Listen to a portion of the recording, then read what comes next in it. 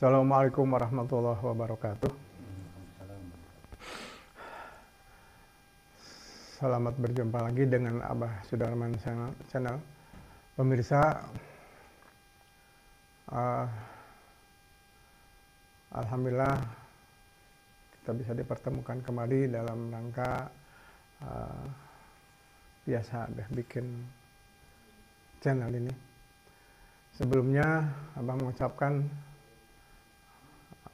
atas nama tim dan khususnya atas nama keluarga pribadi, umumnya atas nama tim mengucapkan selamat Hari Raya Idul Fitri 1 Syawal 1443 Hijriah. Mohon maaf lahir dan batin. Alhamdulillah sampai hari ini kita dipertemukan dalam keadaan sehat walafiat. Pemirsa yang dirahmati Allah Subhanahu wa taala, malam ini atau kali ini juga Abah mau menceritakan apa yang telah Abah temukan beberapa hari yang lalu, karena mohon maaf dalam bulan Ramadan ini yang lalu,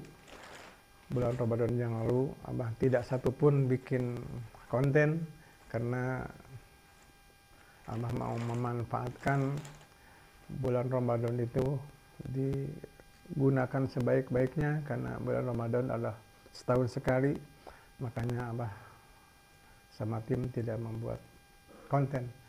Jadi otomatis dalam sebulan ini pula beberapa minggu Abah tidak mengeluarkan konten-konten. Dan alhamdulillah Abah sama tim juga melakukan hal itu bersama-sama. Dan kali ini Abah bisa bertemu dan dengan keluarga dan tim sekalian, dan malam ini juga Abah bisa berkumpul karena beberapa hari yang lalu Abah juga sama tim juga pergi ke satu tempat, dan itulah yang Abah ceritakan. Abah pergi ke Bendungan Cirata. Di sana Abah menemukan sesuatu yang insya Allah sesuatu itu yang satu barang itu Abah bikin konten, dan insya Allah nanti ditampilkan di YouTube yang atas nama Abah Sudarman Channel. Pemirsa sekalian, yang kedua, pada waktu itu kameraman Abah lagi makan lagi sendagoro, Abah pergi sendiri, dan karena ada yang manggil, nah dikira manusia biasa, dia memberikan sesuatu, dan Abah terima. Dan setelah Abah dikasih dimaknai dengan seksama bahwa barang itu berupa telur dan isinya adalah semacam ada keris. Tapi kalau kita lempar, kita tumbuk, ya pasti hancur lah. Yang namanya barang itu, karena telur itu kalau bahasa Sundanya itu adalah ndag. Jadi bahasa ndag entah itu sebetulnya bahasa ini semacam ini Abah temukan. Nah, ada dua benda di sini, di dalamnya dua benda. Nah, Abah yang mau terjemahkan dua benda ini yang di dalam itu. Adapun bentuknya sama, hampir mirip, tapi jenisnya semacam keris, tapi isinya entah hanya kuning warnanya. Hanya Abah mau menerjemahkan di sini. Bukan berarti ini harus dipertuhankan. Abah mau menerjemahkan ini. Jadi kalaupun ada seperti ini, itu adalah kekuasaan Allah Subhanahu wa taala. Tanpa izin Allah semuanya tidak akan terjadi. Siapapun, termasuk gaib dimanapun, sekuat apapun, tanpa izin Allah tidak akan jadi dibikin. Ini adalah izin Allah. Hanya yang ada di batin dan ada di dohir itu kesemuanya untuk manusia. Tinggal manusianya kita menerjemahkan dan melakukan daripada isi barang itu. Nah, Abah itu yang akan ceritakan. Dua ini Abah mengartikan adalah Rahman Rahim, atau ilmu dan dunianya, atau ilmu dan rezekinya. Rahman Rahim itu untuk manusia. Jadi kalau diterjemahkan dari Rahman Rahim itu disatukan adalah kalimatnya adalah Bismillahirrahmanirrahim.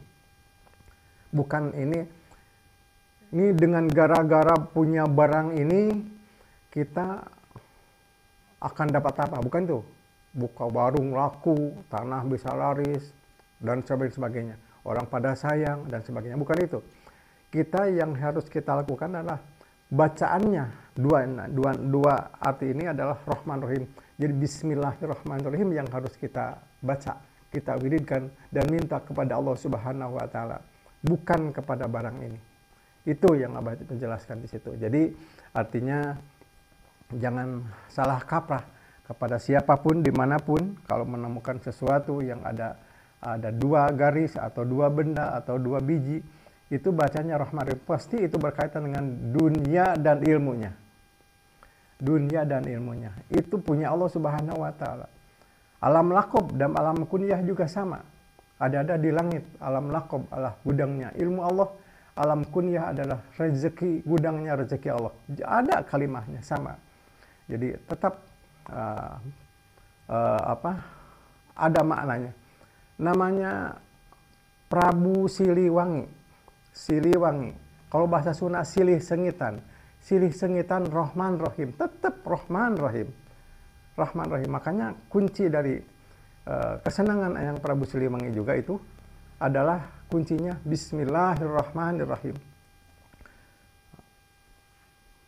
Prabu Siliwangi juga udah muslim, udah iman. Makanya beliau punya turunan yang baik.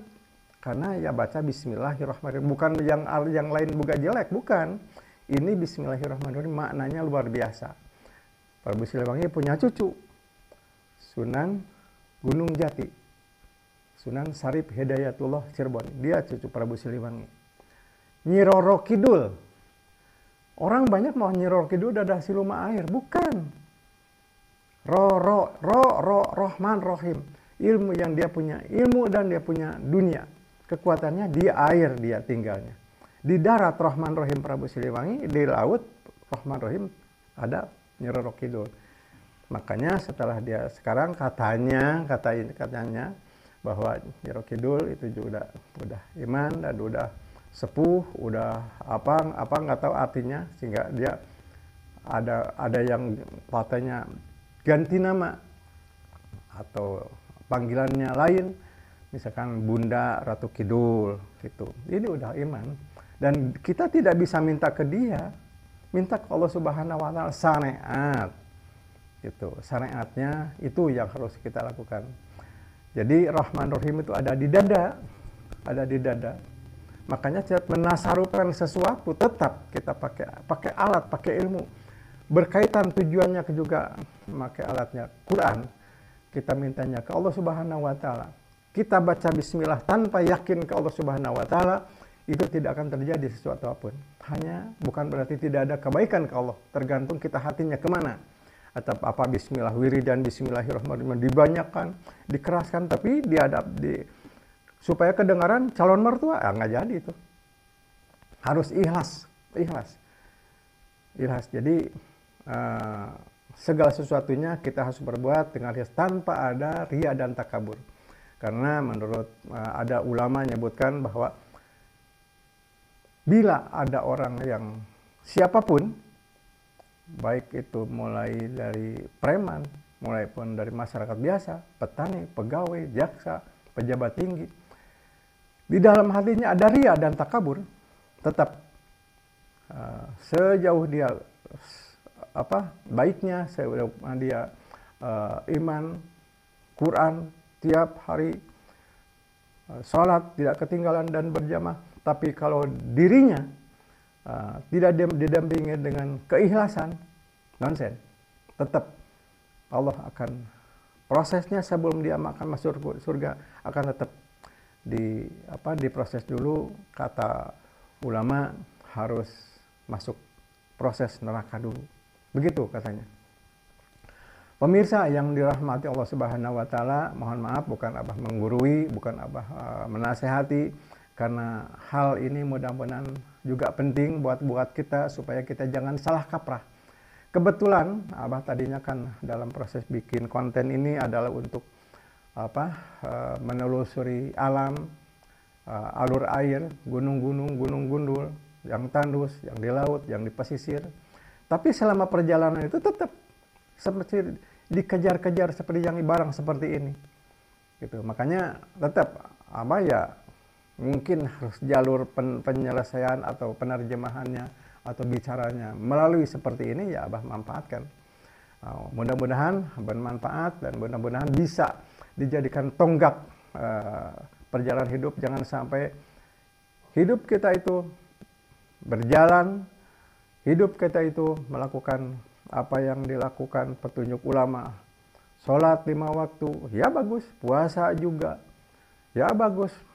Naik haji, umroh bolak-balik, berjamaah sholat, ngaji Quran. Tapi di dalam dirinya ada ria dan takabur. Itu kan keluar. Ulama menyebutkan ada suatu hadisnya, kebetulan Abah mendengar hadis itu, tapi tidak bisa baca karena Abah tidak pesantren.